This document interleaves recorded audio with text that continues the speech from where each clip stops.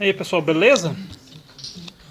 Hoje a gente vai fazer um vidinho aqui sobre o golzinho que tá ali fora ali, ó. Eu vou estar instalando um parzinho de 69 nele, fazendo a fiação e eu vou estar mostrando pra vocês, beleza?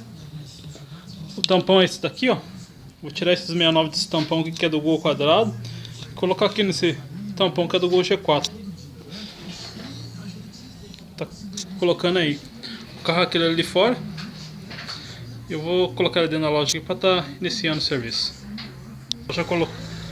Beleza pessoal, já coloquei ele em cima da peso aqui para estar arrancando os 69 e vamos dar uma continuação aí. E aí galerinha, já arranquei os 69. O tampão tá ali. Já marquei ele aqui, não sei se vai dar para ver a marca. Agora eu vou estar cortando. O outro velho eu já guardei também. Vamos dar continuação aí. Aí pessoal, já cortei lá, ó.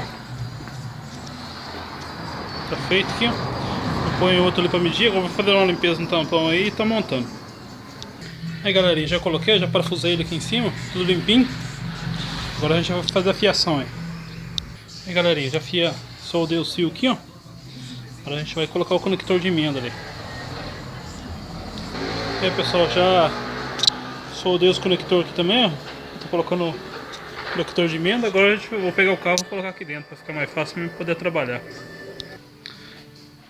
Aí pessoal, o carro tá aqui, ó.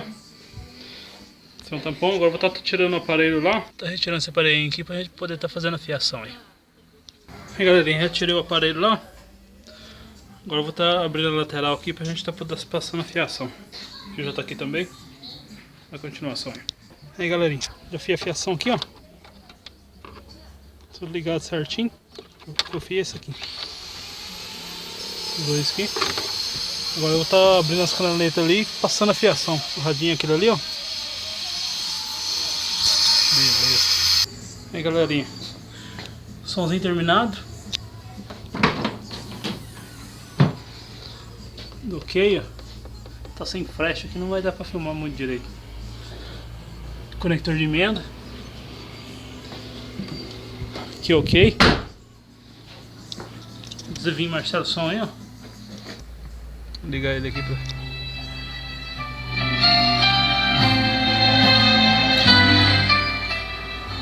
É isso aí pessoal, tudo finalizado aqui. Golzinho já era. Já regulei ele.